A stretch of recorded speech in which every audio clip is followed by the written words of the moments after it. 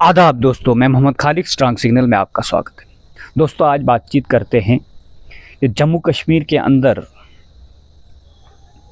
बहुत सारी चीज़ें चल रही है, लेकिन हम उस पर खबर नहीं करने जा रहे हैं। हम खबर करने जा रहे हैं सुप्रीम कोर्ट ने एक महत्वपूर्ण जजमेंट पास की। वो जजमेंट किसी और व्यक्ति के अगेंस्ट नहीं है, अपने सबऑर्डिनेट जुडिशरी के अगेंस्ट, अपनी सबऑर्डिनेट जुडिशरी के अगेंस्ट पे नहीं है। लेकिन ये चीज़ें सुप्रीम कोर्ट के लॉन्ग टर्म्स से जो सुप्रीम कोर्ट के जज है या हाई कोर्ट के जज है, ये चीज़ें ऑब्जर्व करते आते हैं।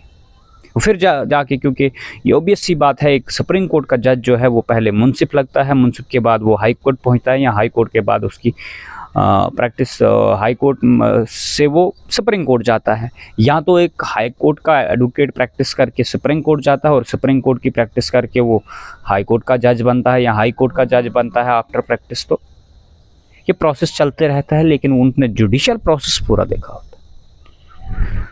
अब बात जो आज की है वो बात इस तरह से है कि सुप्रीम कोर्ट की 3 जजों की बेंच ने एक वर्डिक्ट पास किया।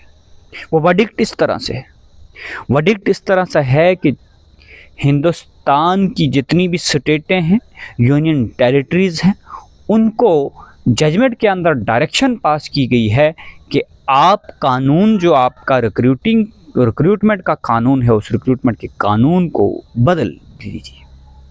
उस रिक्रूटमेंट के कानून को बदलना है, लेकिन किस रिक्रूटमेंट, कौन से लोग जो रिक्रूट करते हो, रिक्रूटमेंट मेट्रोपॉलिटन या मुंसिफ जज, यानी judicial magistrate, first class judicial magistrate, जो डायरेक्ट आफ्टर लॉ की डिग्री कंप्लीट करने के बाद, वो लॉ ग्रेजुएट होने के बाद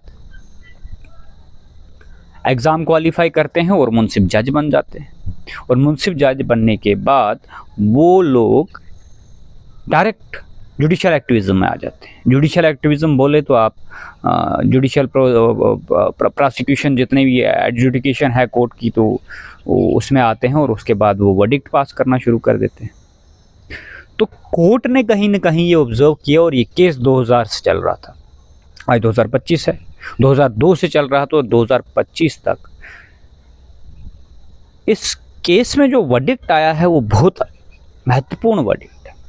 कोर्ट ने डायरेक्शन दी है तमाम स्टेटों को कि आपको अपना रूल बदलना होगा, और रूल इस तरह से बनाना होगा कि जो भी लॉ ग्रेजुएट स्टूडेंट होगा, अब वो डायरेक्ट जज नहीं बन सकता है, उसको ज़रूरी है वो 3 साल एज ए एडवोकेट प्रैक्टिस करे। एज ए एडवोकेट प्रैक्टिस करेगा तो उसको एक्सपीरियंस होगा। एक्सपीरियंस होने के बाद जब वो जज बनेगा तो उसको पता होगा कि कोर्ट की प्रोसीडिंग कैसे चलानी है, यहाँ पे किसी व्यक्ति का फंडामेंटल राइट्स है, यहाँ पे किसी व्यक्ति को ज़मानत देनी है, बेल देनी है, यहाँ पे एविडेंस को कैसे जुडिशियल नोटिस में लाना है, इन चीज़ों का सारा पता चलेगा।